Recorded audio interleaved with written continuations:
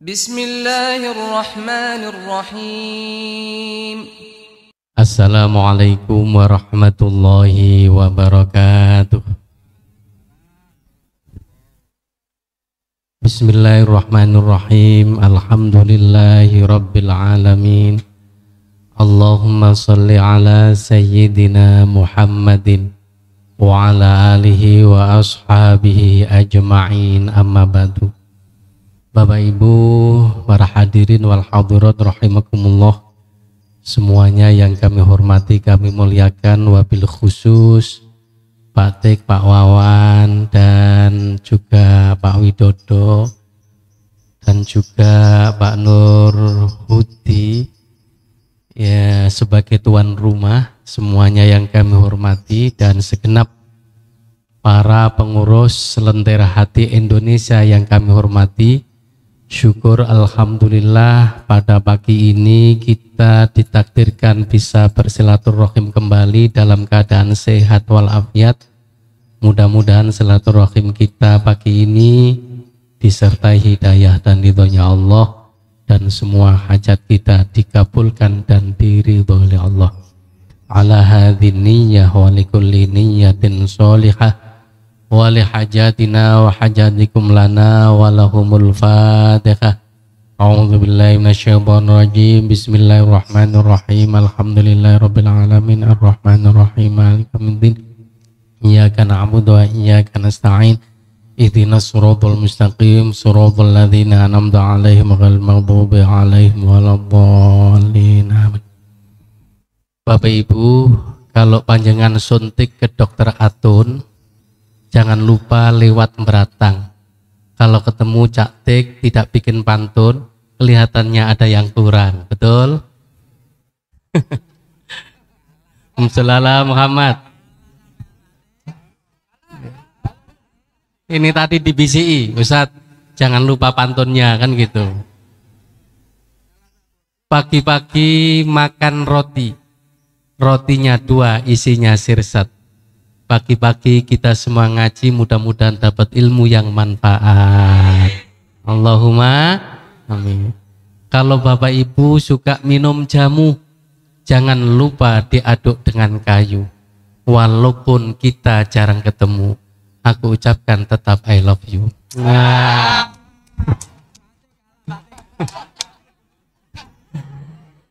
Aduh. Ngapunten, iki ngaji apa pantunan? Luar biasa Pak Tik ini. Ya Allah. Saya doakan semua yang hadir ini ditakdirkan bisa berangkat haji umroh bersama keluarganya. Biar nanti bisa berdoa di tempat mustajabah di Multazam. Kalau di Madinah itu ada namanya apa? Raudhah. Nah, Bapak Ibu, memang Kanjeng Nabi dawuh ma baina baiti wa mimbari raudhatun min riyadhil jannah. Antara mimbarku tempat khutbah dan tempat imam sholat itu adalah, dan rumah Nabi itu adalah raudhah, salah satu taman surganya Allah. Sehingga doa di sana adalah doa yang pasti dan yakin dikabulkan Allah. Nah, bagaimana kulon jenengan yang belum sempat ke sana, atau memang belum ditakdirkan ke sana? Jangan kecil hati. Ternyata dalam hadis lain Rasulullah nanti dawuh ngeten Bapak Ibu. Wa idza marartum bi riyadil jannati farta'. Kalau kalian semua melewati taman surga, maka makan dan minumlah hidangan di dalamnya sepuasnya. Kanjeng Nabi posisi taksitan alam dunya, tapi dawuh ngoten. Sehingga spontan waktu niku para sahabat lajeng tanglet. Qalu wa ma riyadul jannati ya Rasulullah. Wahai Rasulullah, apa yang panjenengan maksud dengan taman surga itu? Kok kalau kita berada di dalamnya suruh makan hidangan sepuasnya? Ola khilaqud dzikri wa fi riwayatin ukhra majalisul ilmi. Kanjeng Nabi langsung dawuh, sing dimaksud taman surga adalah majelis-majelis zikir sekaligus majelis-majelis ilmu.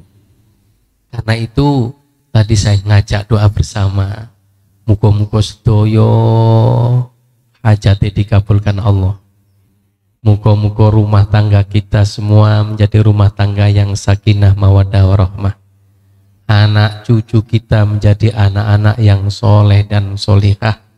Semua kesulitan kita dimudahkan oleh Allah, dan mudah-mudahan semuanya nanti ditakdirkan bisa berangkat haji umroh. Allahumma amin. Karena kita hakikatnya saat ini kumpul di taman surga, muka-muka sampai nanti di akhirat. Allahumma amin.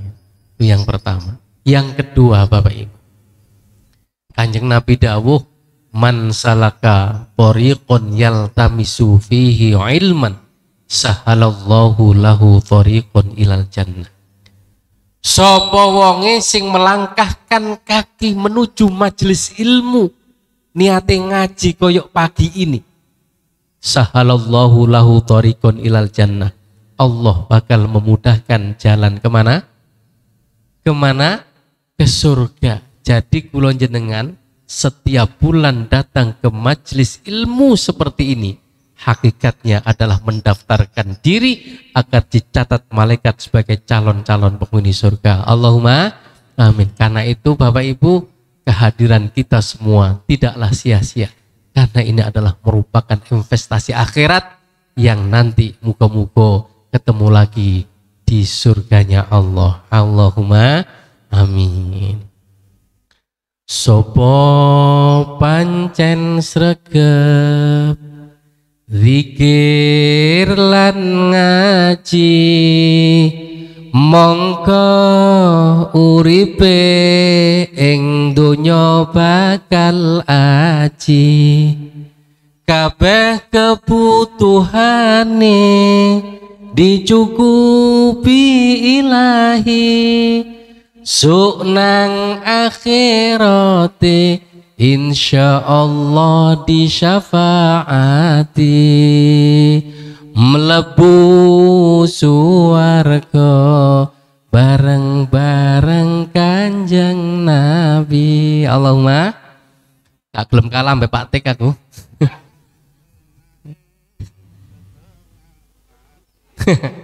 Ayo salawat bareng-bareng. Allahumma salli ala sayyid Muhammadin tibbil qulubi wa dawaiha wa afiyatil abdani wa shifaiha wa nuril absari wa dhiyaiha wa ala alihi wa sahbihi wa sallim. Bapak Ibu yang kami hormati, untuk mengawali kajian pagi ini kami ingin membaca satu ayat surat Al-Mu'min ayat 60. Gusti Allah dawuh ngeten, A'udzu billahi minasyaitonir rajim. Wa idza sa'alaka wa qala rabbukum ud'uni astajib lakum innal ladzina yastakbiruna an ibadati sayadkhuluna jahannama dakhirin.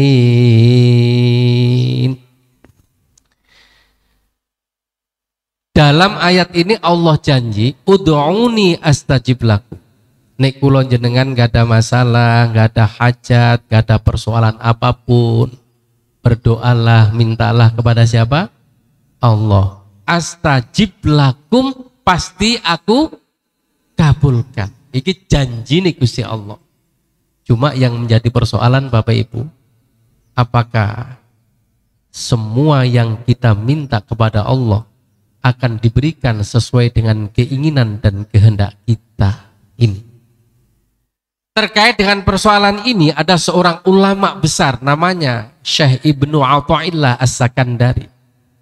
Dalam kitabnya Al-Hikam beliau mengatakan begini, Rubama a'taqallahu famana'aka wa rubbama mana'aka fa'ataka. Terkadang Allah memberimu tapi berupa penolakan terhadapmu. Begitu pula sebaliknya, kadang-kadang Allah menolakmu tapi hakikatnya adalah memberimu. Wa idza kasyafa laka fil man'i adal man'u ainul ata. Apabila Allah telah membukakan pintu hikmah bagi kita, maka kita akan faham dan sadar serta mengerti bahwa sesungguhnya penolakan itu hakikatnya adalah wujud pemberian Allah itu sendiri. Bapak Ibu, ini ada dua kata yang secara lahir kelihatan bertentangan, kontradiktif. Bagaimana mungkin Allah memberi tapi berupa penolakan, atau sebaliknya menolak kok memberi? Gimana cara memahaminya? Karena itu untuk menyederhanakan kalimat ini, kami akan mengawali berbagai macam peristiwa. Akan saya sampaikan beberapa kisah nyata dalam kehidupan. Pertama, saya ini punya tetangga. Kebetulan dia Lamongan sebelah utara yang rata-rata karena memang dekat laut, mata pencahariannya adalah sebagai nelayan. Piyambak ini kupun dangu kepingin berangkat haji, Pak. Dari hasil kerjanya sebagai nelayan, akhirnya piyambak nabung. Barang sudah dapat 25 juta, daftar dapat nomor porsi. Tapi haji saat ini kan nggak bisa langsung, harus menunggu sekian tahun. Wong kulon ini pernah daftar 2014 yang lalu, itu masuk kuota nomor porsi 2034. Nah, itu haji masih normal. Apa malah saat ini dereng jelas. Ini apa betul? Subhanallah, entah berapa tahun lagi. Nah, niku dilalah karena sekian lamanya sudah menunggu, pas wayai berangkat melunasi gak duwe duit, Pak. Ya mbak mikir, ya Allah, ini sampai tertunda maneh, burung karo iso berangkat. Akhirnya piyambak iku berusaha hutang kepada tetangga. Cuma tradisi Lamongan, Gresik dan sekitarnya, nih wong haji gak syukuran, itu kan gak masalah, Pak. Lho saestu itu dadi rasan-rasan. Haji medit ngoten ya. Karena kebiasaan tiang ngriko niku, nih ono wong haji, tonggo-tonggo niku bahasanya mengucapkan selamat karo nggawa gula, nggawa minyak, nggawa beras ngoten. Nanti kalau sudah pulang datang dengan membawa yang sama, ngalap barokah doa. Jadi nek syukuran iku berkati gak imbang, oleh-oleh mulih haji gak podo ambek gawane wong pindho wau, nggih dadi rasan-rasan maneh. Rodong pasar turi. Ngono akhirnya ya. Sehingga apa yang terjadi? Biaya syukuran dan biaya untuk beli oleh-oleh itu terkadang jauh lebih besar daripada ongkos naik hajinya, Pak. Lho saestu niku. Makane kula niku waktu niku nate diajak apa imam, mungkin mboten duwe duit dadi pembimbing. Ya, ini kan sing bayari KPIH. Namanya kaji sokeh, sokongane wong akeh. Kan wong ngurunan kan nggih. Bayar ten KPIH. Kula nggih mikir, ya Allah, kula niki mboten kok mergo kula seneng, tapi engko nek dulur-dulur Lamongan iku rombongan, iki engko dikek ya apa ngoten nggih. Masya Allah, niku Pak. Nah, niku kenyataan. Akhirnya piyambak iku berusaha pinjam utang tonggo-tonggo sampai akhirnya dari 25 untuk melunasi 37.500.000 berarti butuh uang bener 12,5 juta. Nah itu pun lunas. Terus syukurane duko sampai singkat cerita piyambake bisa berangkat haji ke Mekah Madinah karena biayane niku utang selama di Mekah di Madinah. Setiap habis nglakoni ibadah baik tawaf sa'i ndongane namung setunggal muga-muga mulih selamat sehat, sing nomor loro muga-muga nang iso nyarutang niku. Tapi apa yang terjadi? Allah ternyata punya kehendak lain. Memang di sana tempatnya mustajabah. Janjinya Allah, ud'uni astajib lakum. Dilalah pas tawaf kena musibah. Waktu niku jatuhnya keren niku. Semua orang yang tergencet kran seketika meninggal dunia. Tapi dilalah tonggo kula niki mboten mati, Pak. Mbuh kena keserempet nopo tapi kupinge potol siji.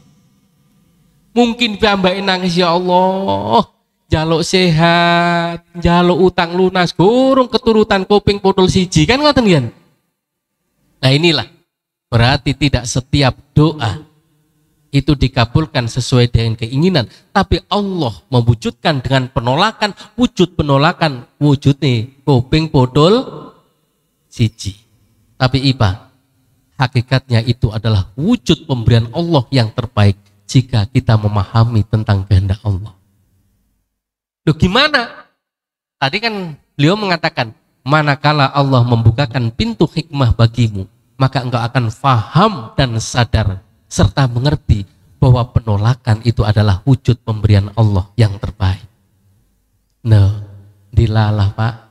Setelah beberapa saat kemudian jamaah haji mulih, dia nggak akan membayangkan dapat rezeki nomplok melalui duta besar Indonesia yang di Arab Saudi.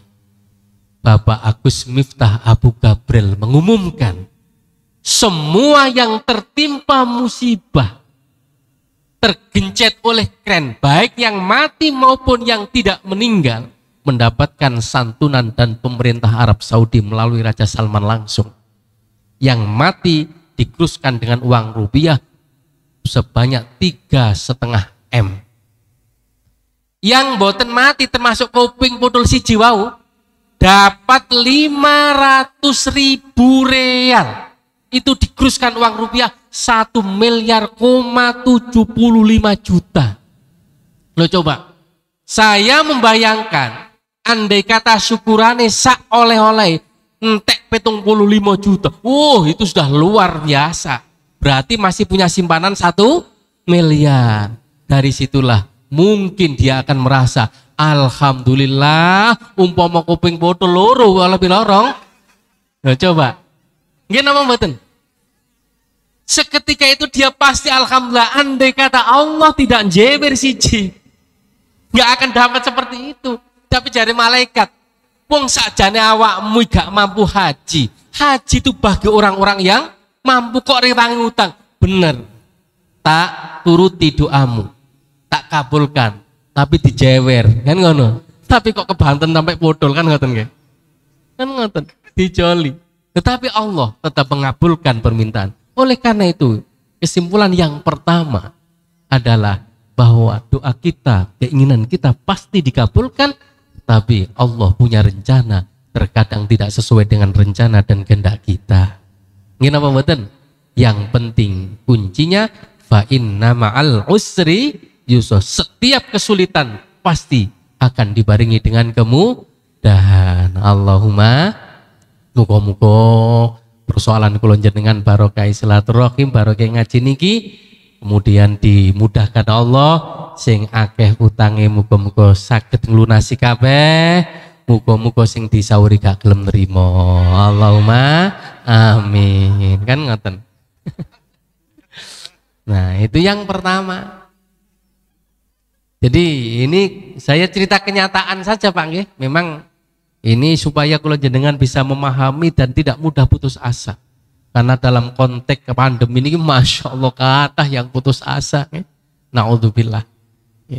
Kemudian yang kedua, ini kebetulan kalau yang daerah selatan itu adalah mayoritas bertani Pak. Mereka mayoritas tani sehingga Mereka bercocok tanamnya itu setahun sekali. Kalau musim hujan ini kabeh pun bertani. Nanti kalau kemarau tiba lah niki sawah niki kering sedih sepanjang mata memandang itu hamparan tanah luas gak aneh nopo-nopo. Sawah niki nelo-nelo. Ngerti nelo, Pak? Wah, pecah-pecah. Nek kula jenengan lewat ati gak sepatuan jeglong. Wah, babras kabeh niku. Dosa estu.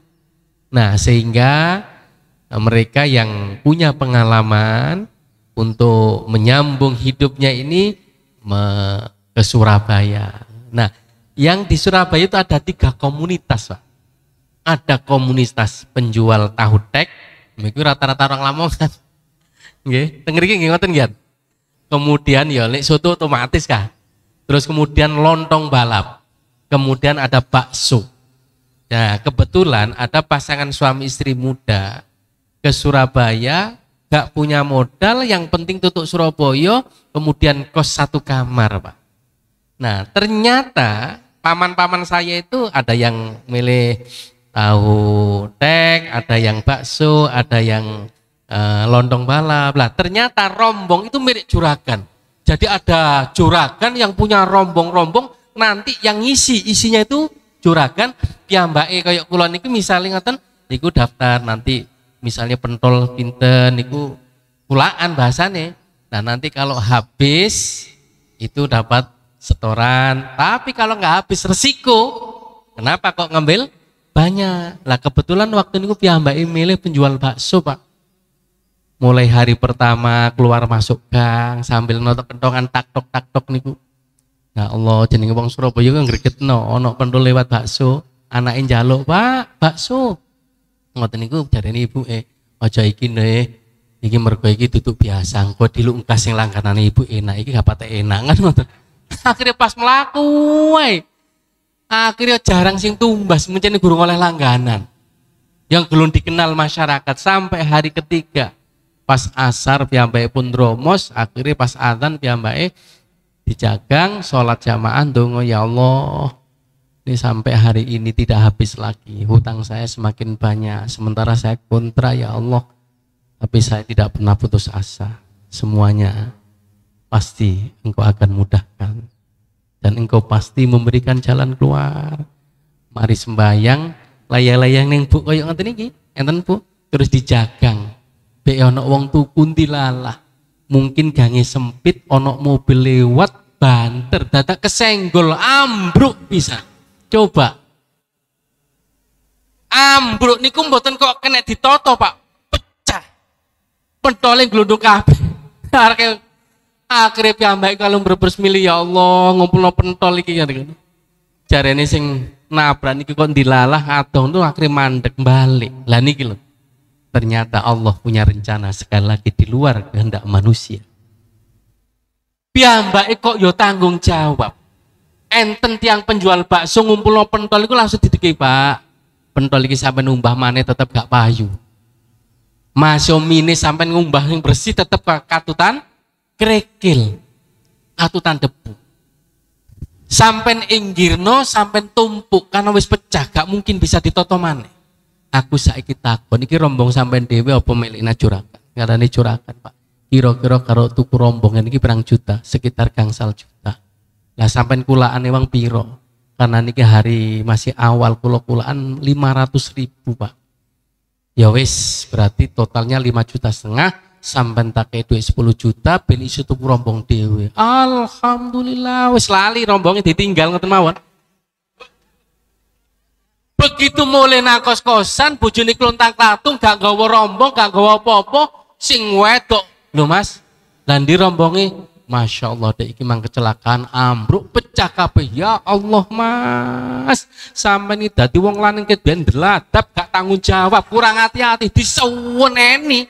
Gorong jawab cerita niku lho pun diseneni. Iki awak dhewe Mas, ado-ado teko Lamongan. Utangnya tambah akeh, burung nyaur rombonge.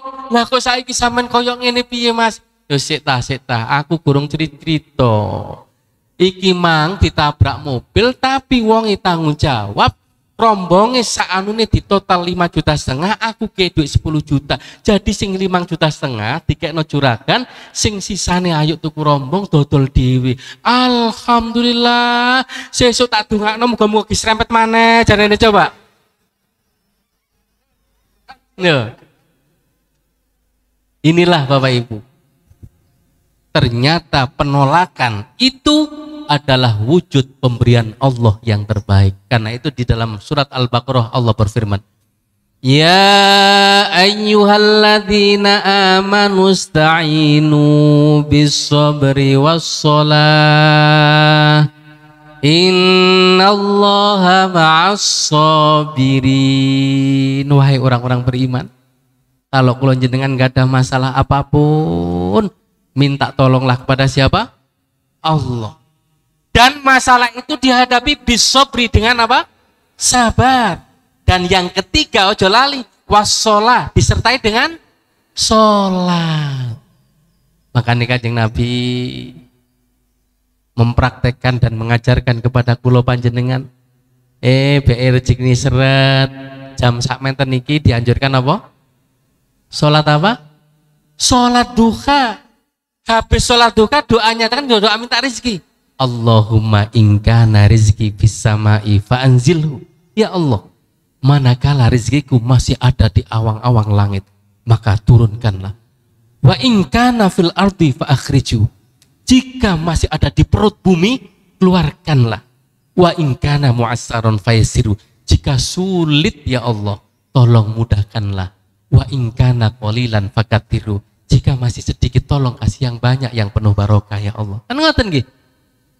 Yang kemudian kalau malam jangan lupa sholat tahajud, gelarlah sajadah. Maka janjinya Allah, innallaha ma'as, sesungguhnya Allah akan menyertai orang-orang sabar. Allah yang akan mengambil alih urusan kita, Allah yang akan menyelesaikan urusan kita, bukan kita, tapi Gusti Allah. Cuma ngeten iki dalam prakteknya tidak semudah yang diucapkan Bapak Ibu. Dosa es tuh kalau iso ngomong, tapi dalam prakteknya tidak semudah yang kita ucapkan. Ini saya cerita kenyataan lagi.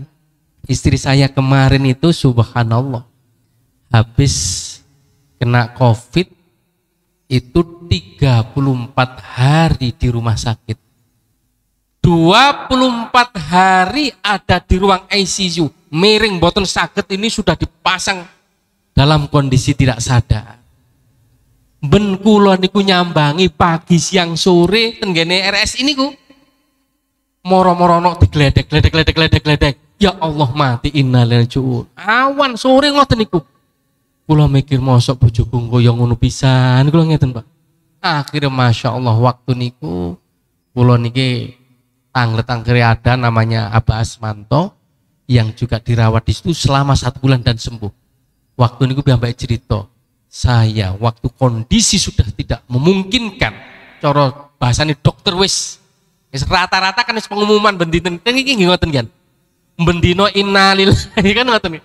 Akhirnya kalau tanggeti apa? Niku kok dos puncitane. Saya waktu itu ditanya oleh dokter, Pak, ini ada obat, hanya satu-satunya obat yang ini memang langka, hanya saya akan berikan kepada Bapak, cuma harganya 1,8 juta. Bapak siap napa mboten? Nggih. Siap. Akhirnya tanda tangan. Lah, akhirnya kalau matur ke dokter, Dok, saya tolong dicarikan obat ini. Ternyata obat itu nggak mudah dicari. Akhirnya kebetulan Mbak Yuni ke dokter, terus ngebel dari komunitas dokter, dapat di rumah sakit Bayangkara Porong. Dari 8 juta, karena obat itu langka dan dibutuhkan, minta 30 juta. Nggak apa-apa, yang penting ada. Ternyata untuk ngambil obat itu nggak cukup resep dokter, harus ada pengantar dari direktur rumah sakit. Duh, untuk mendapatkan surat pengantar itu nunggu direktur ya Pak. Masya Allah, baru siang hari saya dapatkan. Pas wayahe budal obat sudah nggak ada. Ya Allah, akhirnya saya bisa pasrah. Ngebel Prof Ali Aziz langsung piyambake ngeten. Wis, saiki sampean salat nggak usah banyak-banyak minta sembuh. Waktu sujud ruku hanya pasrah nang Gusti Allah. Wis terserah Gusti Allah, karena kita hidup mati adalah miliknya Allah. Bareng kula praktekno temenan. rukuk sujud kula pasrah Gusti. Tapi eling, eling ku mati. Ngoten nggih.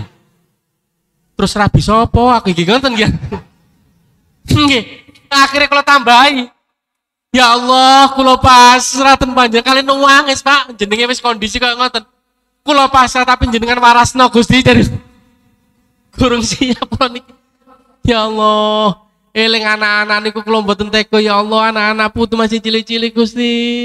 Kula ngebel satali asik kula critane. Iku gak pasrah itu. Pasrah kok ngono jare ngono. Iku jenenge dikte Gusti Allah, wong dokter kok goblok ngono. Iku jenenge dikte Gusti Allah. Pasrah itu ya apa Gusti Allah? Kenapa? Hidup mati semuanya adalah milik. Tidak semua yang kita minta sesuai dengan keinginan. Barangkali Allah mentakdirkan yang mati adalah terbaik. Kita harus alhamdulillah. Tapi kalau dereng sakit ya. Makanya benji dengan takut. Kapan wis iso kan gorong ngono ae kan. Kata enggak mudah. Oleh karena itu ngaji ini saya niati watawasau bil haqqi watawasau bis sabr, saling mengingatkan mugo-mugo dengan barokahnya ngaji kita diberikan kekuatan iman lahir dan batin sehingga bisa memahami bahwa tidak semua doa yang tidak dikabulkan Allah itu adalah ditolak oleh Allah, tidak dituruti Allah, tapi Allah memberikan yang terbaik yang menurut pandangan Allah, bukan terbaik dalam pandangan kita. Cerita yang ketiga Bapak Ibu. Ini sampai jam piro, Bah? Iya temenan ta, Bu? Soalnya kalau nate ngaji ngeten iki, Mbak. Begitu selesai ada seorang jamaah yang menangis sambil merangkul saya. Ketika saya tanya, "Mengapa Bapak menangis? Apakah karena haru mendengar ceramah saya?" Dia menjawab, "Tidak, Ustadz. Saya menangis bukan karena haru mendengar ceramah." Lalu kenapa? Karena ceramahnya terlalu lama katanya. Loh, terus kesuwen. Makanya nek jenengan masih Mbak ya? Oke, harang-harang ketemu. Sallallahu Muhammad. Cerita yang ketiga, ada seorang pemuda usianya 26-27 tahun. Teman-teman seusianya sudah banyak yang menikah dan bahkan ada yang punya anak. Sementara piyambake dereng temu jodoh nih. Habis sholat, habis tahajud, dongonya nama setunggal, ya Allah, berikan kami jodoh wanita yang solihah. Akhirnya pas Ramadan 10 hari terakhir ngebleng di masjid, Pak. Ikut jamaah yang dipimpin oleh imam yang kita kenal dengan Qiyamul Lail. Karena di malam itulah ada satu malam yang disebut apa? Lailatul Qadar. Itu juga pasti mustajabah karena Lailatul Qadri khairum min alfisyahr. Dungane namung itu, ya Allah, berilah kami jodoh wanita yang solihah. Karena usia saya sudah 27 tahun. Karena selama ini dilalah ngoten SMS lare sing kelihatannya kok rotok nyambung ngoten ku balesane bareng arepe dilamar, mohon maaf tidak ada lowongan. Ngoten. Masya Allah. Bareng mari sholat tahajud dilanjutkan jamaah subuh nunggu kultum atau ceramah subuh selesai pulang, Pak, mundut sandal, malah kakinya digigit ular berbisa, sikile dicokot ulon niku nangis, ya Allah, dongo njaluk jodoh kurung keturutan malah sikil dicokot ulo, akhirnya abuh gede, Bapak Ibu. Lho krono sikile abuh nikulah akhirnya dibawa ke rumah sakit. Nah saat inilah Allah membuat rencana di luar kemampuan hambanya. Pas waktu itu bersamaan dengan seorang akademi perawat dari sebuah perguruan tinggi yang ditugaskan magang atau praktek pengalaman lapangan di rumah sakit tersebut. Selama 1 minggu yang ganti infusnya, yang ngasih obatnya, yang kemudian buka perbannya adalah seorang akademi perawat.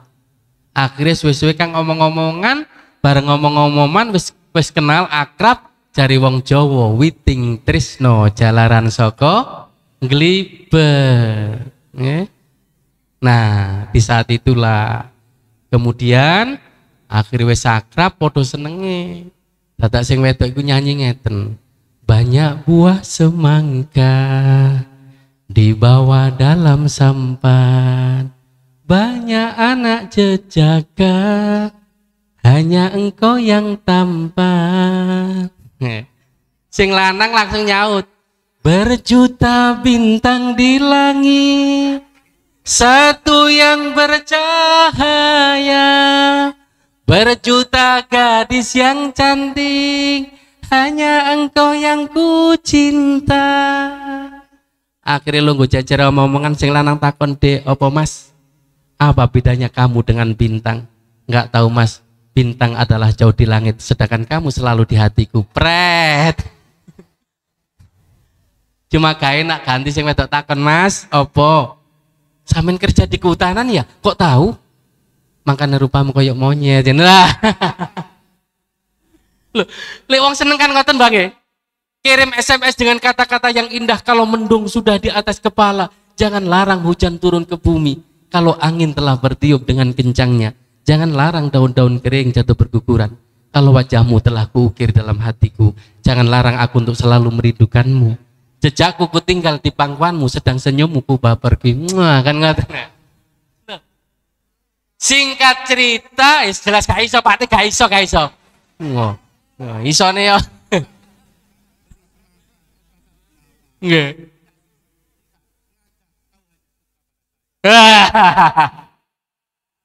Ya Allah.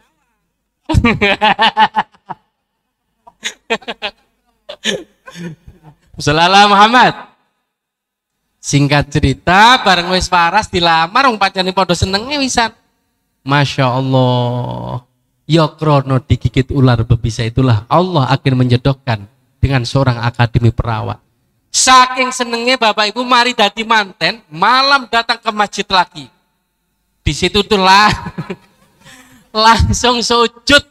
Ya Allah, berkat saya digigit ular berbisa di masjid inilah akhirnya saya mendapatkan jodoh wanita solihah, seorang akademi perawat. Karena itu tolong kirimkan satu ular lagi katanya, coba.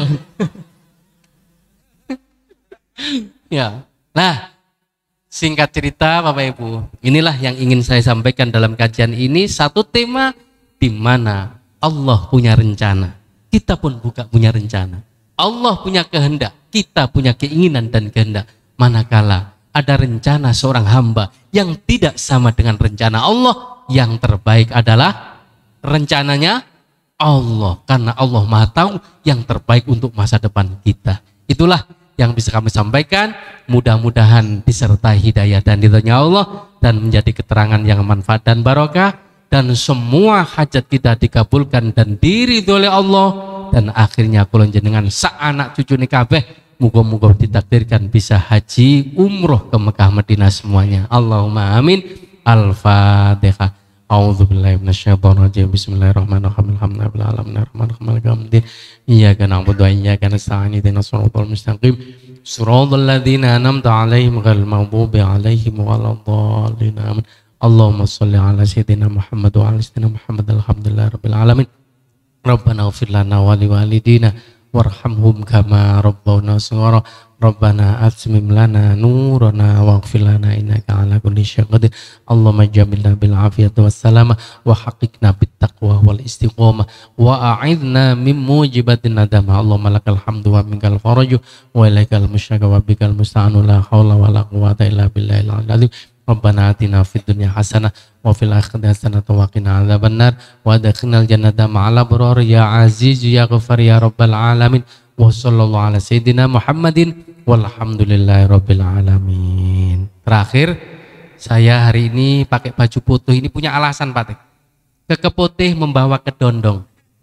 Makan tahu di dekat kanal. Saya pakai baju putih bukannya sombong, cuma ingin ngasih tahu harganya mahal. Pret. Assalamualaikum warahmatullahi wabarakatuh.